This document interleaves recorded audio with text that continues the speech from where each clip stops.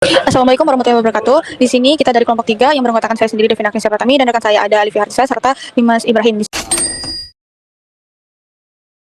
sini kita akan mendemonstrasikan hotel bruder kita yang selanjutnya akan didemokan oleh Alifia Harsa. Jadi yang pertama itu ada mengimplementasikan DML berupa short dan join. Nah, di sini kita mengimplementasikan untuk pertama itu mengurutkan menggunakan order by. Nanti order by ini ada dua, yaitu ada ascending dari kecil terbesar, ada descending dari besar terkecil. Nah, kalau di studi kasus kami itu kita mengimplementasikannya pada tabel transaksi untuk mengurutkan tanggal transaksi. Nah, di sini pertama kita menggunakan select from transaksi order by tanggal transaksi ascending-nya. Makanya dia bakal tanggal transaksinya itu ada dari tanggal 2, 4, 8, 13, 18 gitu. Nah, kalau descending itu kebalikan dari ascending. Terus lanjut kedua itu ada join. Nah, di sini pertama itu ada inner join. Inner join ini dia untuk menggabungkan data yang tersebar di beberapa tabel yang berbeda. Nah, kalau di studi kasus kami itu kita mau menggabungkan tabel tamu, tabel reservasi sama resepsionis. Teman-teman bisa lihat di yang kami jabarin sini. Terus yang kedua itu ada left join. Left join itu digunakan untuk memastikan bahwa seluruh baris data pada tabel resepsionis itu tetap ditampilkan secara utuh dalam hasil laporan. Jadi itu tabelnya di sebelah kiri. Sini itu ada resepsionis. Ketiga itu ada rec join. Nah, kalau di rec join itu bertujuan untuk memastikan bahwa seluruh data dari tabel resepsionis itu tetap ditampilkan secara utuh. Tapi dari sebelah kanan bedanya sama left join tadi. Bagian join itu ada outer atau full join. Nah, kalau di full join itu untuk memberikan keterbukaan data secara menyeluruh dari kedua tabel dan direlasikan sehingga tidak ada satupun informasi yang tersembunyi dari laporan gitu. Alasannya untuk apa? Untuk mempermudah deteksi anomali atau proses audit menyeluruh data gitu. Terus pada implementasi TCL berupa trigger dan store prosedur. Nah, kalau pada store prosedur, kita ini di studi kasus kami itu menginsertkan tamu sama resepsionis. Nah, kalau di tamu, ini teman-teman bisa lihat, mempermudah dan mempercepat proses penginputan data ke tamu ke dalam tabel secara lebih terstruktur. Nah, ini pertama kita menggunakan delimiter, terus bisa di create prosedur insert tamu. Nah, itu sama juga kayak kita bagian insert resepsionis sama dengan insert tamu. Ya, cuma bedanya bagian nama sama kita habis delimiter, kita bakal lanjut ke call buat memanggil dari data resepsionis tersebut gitu. Nah, tujuannya untuk apa? Untuk menciptakan sebuah fungsi siap pakai yang menyederhanakan proses penambahan staf baru ke dalam tabel database hotel. Kemudian yang terakhir, di pada bagian saya itu ada trigger. Nah, pada bagian trigger itu kita pembuatan before kamar update yang bertujuan untuk melakukan pencatatan atau pembuatan login otomatis setiap kali terjadi perubahan harga pada tabel kamar hotel. Jadi sistem itu akan secara otomatis menangkap data berdasarkan harga lama dan harga baru tetap sebelum proses perubahan pembaruan data selesai, lalu menyimpannya ke dalam tabel pendukung bernama log harga gitu. Di select from transaksi order by transaksi yang saya mau pakai duluan muncul. Nah, terus from transaksi order by transaksi descending. Ini buat dari besar kecil. Kita bisa lihat tabelnya dari besar kecil. Terus pada yang kedua itu ada join. Join itu kita, saya mau ini bagian join. Nah, join ini untuk menghubungkan data yang tersebar di tempat berbeda. Kalau di studi kami itu kita menghubungkan tabel tamu reservasi sama resepsionis. Nama tamu. Oke. Check in.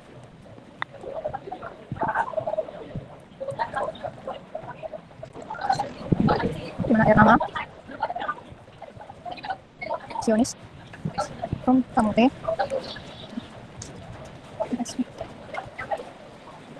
Lagi tamu. Lagi tamu. Check in. Sionis. ID. Sionis. Nah, selanjutnya lanjut ke ini. Pada proyek mata kuliah, masa mengimplementasikan operasi CLD untuk menambah, membuat, modifikasi, membaca, dan menghapus data atau dokumen pada collection di MongoDB. Akan menambahkan pada tamu. Di sini ada duplicate collection tamu instruksi 1. Jadi kita mengisikan cuma satu aja. Makanya kita pakai instruksi 1. Terus di tamunya kita tambahkan 111006. Namanya adalah Andi, alamatnya ada dalam Magelang, 12 dan emailnya adalah Andi di email dan teleponnya ada bla bla itu. Terus yang kedua, ini. Yang kedua kita ada menginsertkan juga di reservasi. Di kode reservasi ini kita buat yang baru, ID tamunya yang tadi yang udah kita masukin tadi. Terus kita masukin ID resepsionisnya siapa yang mengurus, terus sama nomor namanya berapa, sama tanggal check-in sama tanggal check-outnya. Terus jika sudah, kita lanjut lihat di file di ininya, di tamunya, di collection tamunya. Apakah ada? Tadi kan 111006. Nah, ini ternyata udah ada nih. Seperti itu. Terus yang nomor 2 ada kita buat operasi read untuk membaca. Jadi di sini kita akan membaca dari transaksi.find. Kalau membaca itu pakai find. Terus di sini ada ID-nya kita nolkan, kita nggak tampilkan ID-nya, kita tampilkan cuma kode transaksi, tanggal transaksi, jumlah transaksi dan metodenya apa. Terus di sort juga tanggal transaksinya -1. Gitu. Terus ini untuk outputnya. Jadi kita tadi udah memanggil ya kan, mencari bahwasanya ini gitu yang kita cari. Nah, di sini udah ada nih. Jadi kan underscore ID-nya tadi kan 0, jadinya nggak ada kan. Ya udah, ini ditampilin cuma kode transaksi, tanggal transaksi, jumlah transaksi dan metodenya apa gitu. Terus lagi di sort.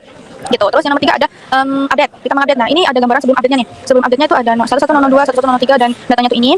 Habis itu, nah ini operasi untuk mengupdate-nya di sini. Ada DB Get Collection tamu. Jadi kita ke collection tamu dan kita update one, bukan update money. Karena kita cuma mengupdate hanya satu aja di ID tamunya yang 111003. Tadi di sini 1103 kan nomornya 892342. Nah, setelah kita update di sini teleponnya itu diganti 089 899 7777 gitu. Jadi after update-nya tuh seperti ini. Mana? 111003 nih. Setelah kita update seperti ini. Terus yang selanjutnya ada create atau menambah di transaksi. Nah, di transaksi ini kita manggil tuh dari koleksinya ke transaksi dan kita insert temuan. Jadi kita ada dua insert tadi, di tamu sama di transaksi. Di transaksi juga kita insert temuan. Kode transaksinya 17115. Terus tanggal transaksinya tuh new date. Jadi date-nya tuh sekarang harusnya. Tapi ini kita udah buat dari kemarin. Dan tanggalnya juga kemarin. Terus ada jumlah transaksinya berapa, gitu. Metodenya tunai, ID reservasinya itu berapa gitu. Terus nih, ini untuk datanya gitu. Terus ini kita lanjut ke operasi delete. Nah, sebelum di delete kita ada 00456 gitu. Terus setelah delete kita delete yang 111006 gitu. Terus setelah di delete 001 sudah tidak ada gitu. Terus kita lanjut pada pemodelan data. Jadi pemodelan data di minimal 2 collection. Tapi di sini kita udah ada seluruh collection kita sambungkan. Ada resepsionis, ada transaksi, ada reservasi, ada detail shift, ada tamu.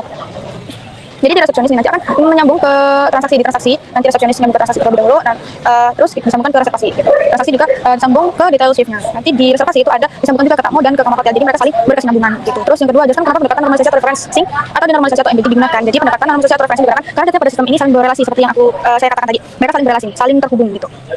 Dengan referencing setiap entitas utama seperti tamu, resepsionis, kamar reservasi dan transaksi disimpan pada koleksi terpisah lalu dihubungkan menggunakan ID. Nah, ini. Jadi nanti ID reservasi itu terhubung dengan ID reservasi. Jadi mereka tuh saling terhubung, saling berkesinambungan gitu. Makanya kenapa kita menggunakan referencing dan embedding gitu. Dot transaksi. Terus kalau kita mau baca aja itu pakai find. Nah, buka kurung, terus kurung perawal, salah. Betul, kurung perawal, terus koma, kurung perawal, dibuka. Ada underscore ID-nya, itu nggak ditampilin, maka kita pakai 0. Terus ada kode pakai transaksi, itu kita tampilin, kalau ditampilin pakai 1. Terus ada tanggal transaksi, itu juga mau kita tampilin. Jumlah transaksi juga mau kita tampilin. Terus ada metode apa aja gitu, kita juga mau tampilin. Nah, kalau udah kayak gini, kita kita tutup tadi ini, terus kita kita sort dengan tanggalnya, itu tanggal transaksinya itu -1 ini, terus enter.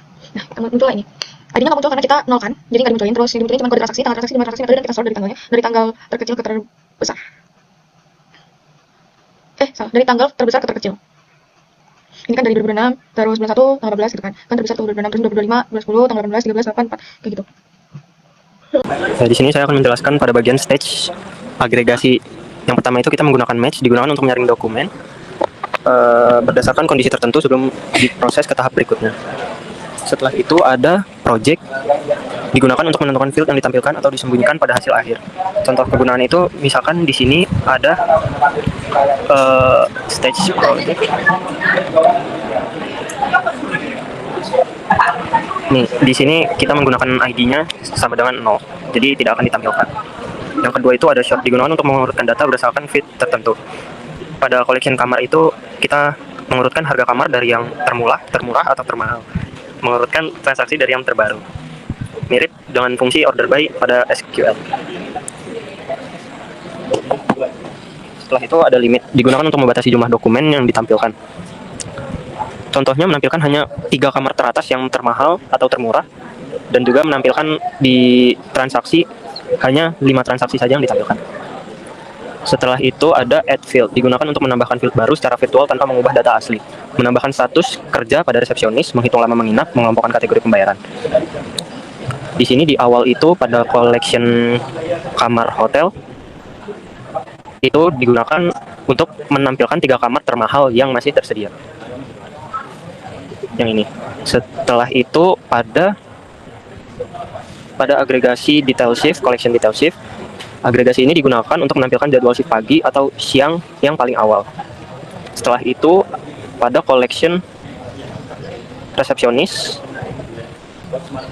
digunakan untuk menampilkan daftar resepsionis aktif secara ringkas seperti berikut. Setelah itu ada pada collection reservasi. Pada collection reservasi itu digunakan untuk menampilkan data reservasi beserta lama menginap tamu. Pada collection tamu,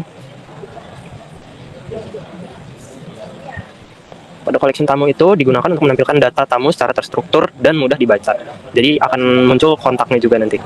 Setelah itu yang terakhir ada koleksi transaksi. Digunakan untuk menampilkan 5 transaksi terbaru beserta kategorinya.